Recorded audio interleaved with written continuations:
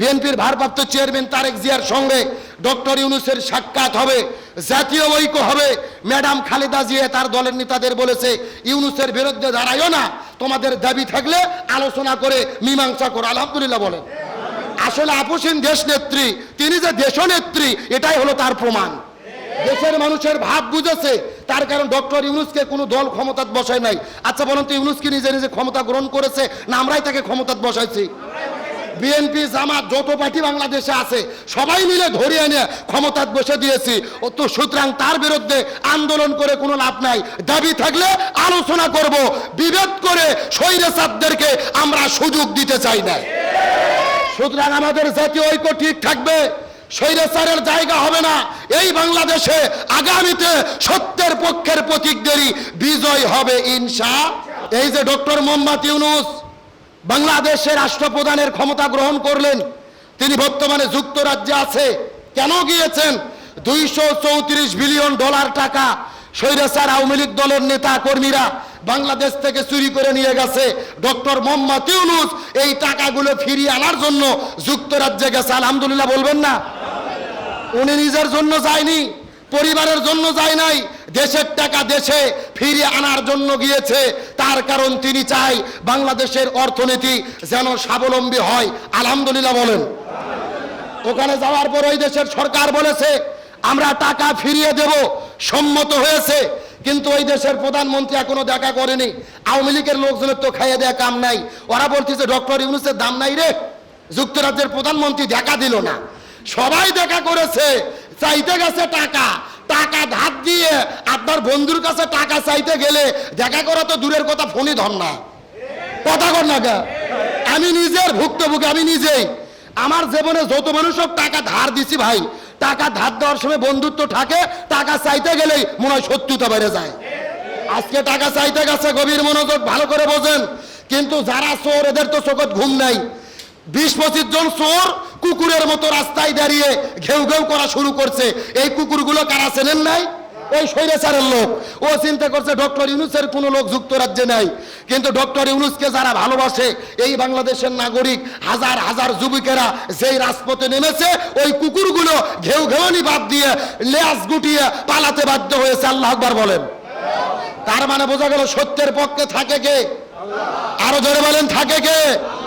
ওই ব্রিটেনের রাজা ডক্টর মোহাম্মদ ইউনূসকে দাওয়াত দিয়ে তাকে একটা পুরস্কার দিয়েছেন। ওই ব্রিটেনের যুক্তরাজ্যের সবচাইতে সম্মানিত পুরস্কার কিং চার্লস হারমোনি অ্যাওয়ার্ড, সবচাইতে সম্মানিত পুরস্কার ডক্টর ইউনূসকে দিয়েছে। আলহামদুলিল্লাহ বলেন। ডক্টর মোহাম্মদ ইউনূস পৃথিবীর ভিতরে 1 নয় 2 নয় 145টি পুরস্কার পেয়েছে। পুরো পৃথিবীর মধ্যে সবচাইতে শ্রেষ্ঠ পুরস্কার হলো 3টে। জোরে বলেন কয়টা? 1 নম্বর নোবেল প্রাইজ, 2 নম্বর আমেরিকার প্রেসিডেন্সিয়াল অ্যাওয়ার্ড, 3 নম্বর মার্কিন কংগ্রেশনাল অ্যাওয়ার্ড। এই 3টে পুরস্কার পৃথিবীর ভেতরে মাত্র 12 জন ব্যক্তি পেয়েছে। তার ভেতরে 1 নম্বর হলো ডক্টর মোহাম্মদ ইউনূস। আল্লাহ আকবার বলবেন না? গভীর মনোযোগ। ডক্টর ইউনূস যদি ক্ষমতা গ্রহণ না করত, ওই ভারতের দাদাবাবুরা কম ষড়যন্ত্র করেনি। ইউনূসের জায়গায় অন্য কেউ হলে 3 মাসের মধ্যে ষড়যন্ত্র করে স্বৈরাচার হাসিনাকে বাংলাদেশে ঢুকে দিত। ডক্টর মোহাম্মদ ইউনূস প্রমাণ করেছেন তিনি আন্তর্জাতিক খেলোয়াড়, তিনি পাকা খেলোয়াড়। নরেন্দ্র মোদী ওই চাওয়ালা ধুতি পরা হার মানতে বাধ্য হয়েছে। ডক্টর ইউনূসের সঙ্গে কেউ পারেনি, কেউ পারবে না। তিনি বিশ্বমানের খেলোয়াড়। বিএনপির ভারপ্রাপ্ত চেয়ারম্যান তারেক জিয়ার সঙ্গে ডক্টর ইউনূসের সাক্ষাৎ হবে, জাতীয় ঐক্য হবে। ম্যাডাম খালেদা জিয়া তার দলের নেতাদের বলেছে, ইউনূসের বিরুদ্ধে দাঁড়াইও না, তোমাদের দাবি থাকলে আলোচনা করে মীমাংসা করো। আলহামদুলিল্লাহ বলেন। আসলে আপসীন দেশ নেত্রী, তিনি যে দেশনেত্রী এটাই হলো তার প্রমাণ। দেশের মানুষের ভাব বুঝেছে, তার কারণ ডক্টর ইউনূসকে কোনো দল ক্ষমতাত বসায় নাই। আচ্ছা বলুন তো, ইউনূস কি নিজে নিজে ক্ষমতা গ্রহণ করেছে না আমরাই তাকে ক্ষমতাত বসাইছি? বিএনপি জামাত যত পার্টি বাংলাদেশে আছে সবাই মিলে ধরিয়ে এনে ক্ষমতাত বসে দিয়েছি। তো সুতরাং তার বিরুদ্ধে আন্দোলন করে কোনো লাভ নাই। দাবি থাকলে আলোচনা করব, বিভেদ করে স্বৈরাচারদেরকে আমরা সুযোগ দিতে চাই না। সুতরাং আমাদের জাতীয় ঐক্য ঠিক থাকবে, স্বৈরাচারের জায়গা হবে না এই বাংলাদেশে। আগামীতে সত্যের পক্ষের প্রতীকদেরই বিজয় হবে ইনশাআল্লাহ। কিন্তু কিছু কিছু মাথা মোটা লোক নাই। একটা আছে ফজু পাগলা। জোরে বলেন কি পাগলা? এই ফজু বাংলা বক্তব্য দিয়েছে যে ডক্টর ইউনূস সব পথ হারিয়ে ফেলে 12 ঘন্টা পেলনোত্তরে যুক্তরাজ্যে গেছে তারেক জিয়ার কাছে পথ নেওয়ার জন্য। যেই ডক্টর ইউনূস গেল টাকা ফিরিয়ে নেওয়ার জন্য, ও বলতেছে পথ নেওয়ার জন্য। আমাদের দেশে একটা কথা আছে, পাগলে কিনা বলে ছাগলে কিনা খায়, পাগলে কিনা বলে। আমরা বলতে চাই আর পাগলা ব্যারাম যদি বেশি হয় একে পাবনা নিয়ে যাইয়া পাগলা গারদে চিকিৎসা করা দরকার। তারেক জিয়াকে বলতে চাই, আপনি আমাদের বগুড়ার কৃতি সন্তান, এই সমস্ত সেভেন্টাল টেন্টাল পাগলাদেরকে গলা ধাক্কা দিয়ে বের করে দেন। এরা যদি থাকে নিজেরাও ধ্বংস হবে, দলটাকেও ডুবিয়ে ছাড়বে। আমরা নিজেরা বিভেদ করব না, একতাবদ্ধভাবে জাতীয় ঐক্য গঠন করতে হবে। স্বৈরাচারীর মতো আর আমরা ব্যবহার করব না। স্বৈরাচারী করে একদল পালিয়ে গেছে, আবার যারা নতুন স্বৈরাচার হবে তাদেরকেও পালাতে হবে। তাহলে আসেন বলতে চাচ্ছিলাম, রসুলের সবচাইতে গুরুত্বপূর্ণ সুন্নাহ কি কায়েম করতে হবে? আরো জোরে বলেন। আমার প্রিয় বন্ধুগণ, মুসলমান ভাইরা গভীর মনোযোগ। আমার নবীজি জমিনের মধ্যে শান্তি কায়েম করার জন্য 17 বছর বয়সের ভেতরে এই জমিনের মধ্যে একটা দল গঠন করেছিল, যে দলের নাম হলো হিলফুল ফুজুল। চিৎকার করে বলেন তো দেখি, দলটার নাম কি? আরো জোরে বলেন। এ বগুড়ার মুসলমান বোঝার চেষ্টা করবেন, নবীজি 17 বছর বয়সের ভেতরে হিলফুল ফুজুল নামক দলটা গঠন করার পরে এই জমিনের মধ্যে শান্তি কায়েমের জন্য চেষ্টা করা শুরু করলেন। নবীজির দল নিয়ে, নেতা কর্মী নিয়ে কাজ করা শুরু করে দিলেন। কিন্তু 17 বছর থেকে শুরু করে 40 বছর পর্যন্ত নবীজি 23 বছর ধরে চেষ্টা করেছে। কিন্তু দুর্ভাগ্যজনক ব্যাপার হলেও সত্য, নবীজি 23 বছরের ভেতরে এই জমিনের ভেতরে শান্তি কায়েম করতে পারলো। এ গুদারপাড়া মুসলমান গভীর মনোযোগ। নবীজি 23 বছর ধরে চেষ্টা করলেন, তারপরে জমিনের ভেতরে নবীজি শান্তি কায়েম করতে পারল না। কিন্তু নবীজির বয়স যখন 40 বছর হয়ে গেল, আল্লাহ নবীজির ওপরে যখন কোরআন নাজিল করলেন, এই কোরআনটা পাওয়ার পরে নবীজি দিনের দাওয়াত দেওয়া শুরু করে দিলেন। 40 বছর থেকে শুরু করে 63 বছর পর্যন্ত নবীজি 23 বছর ধরে চেষ্টা করেছে এই জমিনের মধ্যে নবীজি শান্তি কায়েম করতে পারল। নবীজির জীবনটা দুই ভাগে ভাগ করার চেষ্টা করেন। নবুয়ত পাওয়ার আগের হলো 23 বছর আর পরের হলো 23 বছর। চিৎকার করে বলেন তো দেখি, ভাগ কয়টা? আরো জোরে বলেন। 17 থেকে 40 এই হলো 23 বছর, আবার 40 থেকে 63 আবার হলো 23 বছর। নবীজি আগের 23 বছরের ভেতরে শান্তি কায়েম করতে পারলো না, কিন্তু পরে 23 বছরের ভেতরে নবীজি কেন শান্তি কায়েম করতে পারলো?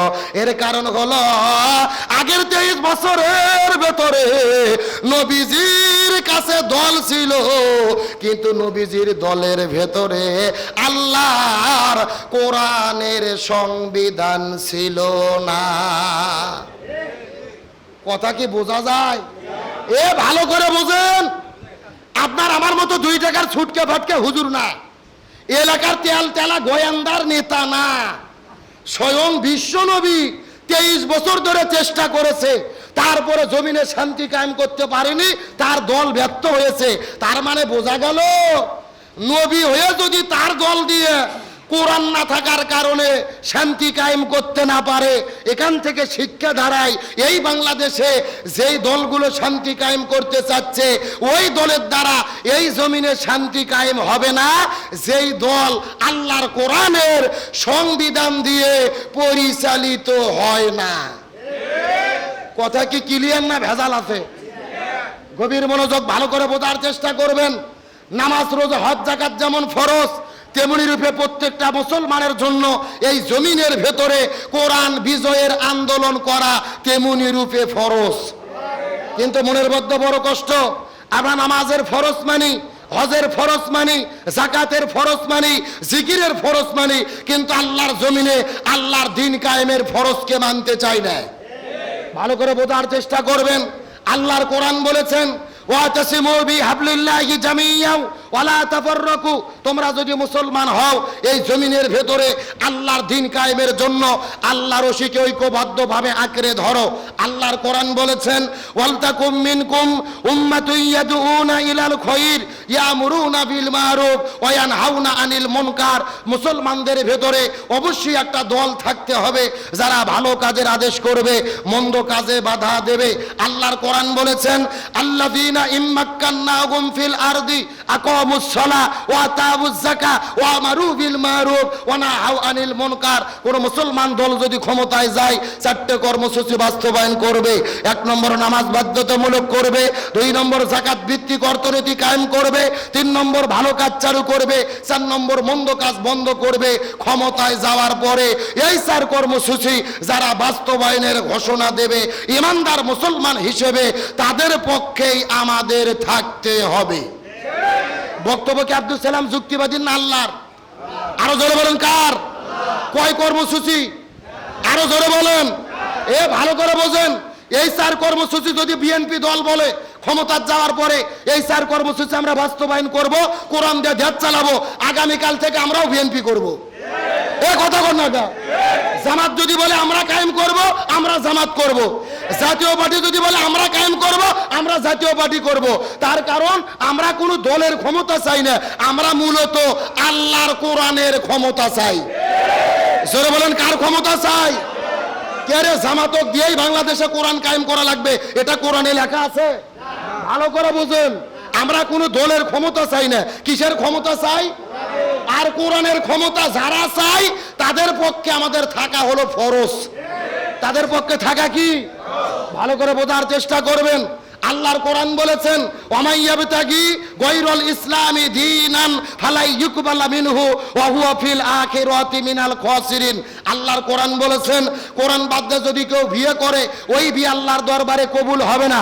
কোরআন বাদ দিয়ে যদি কেউ ব্যবসা করে ওই ব্যবসা আল্লাহর দরবারে কবুল হবে না।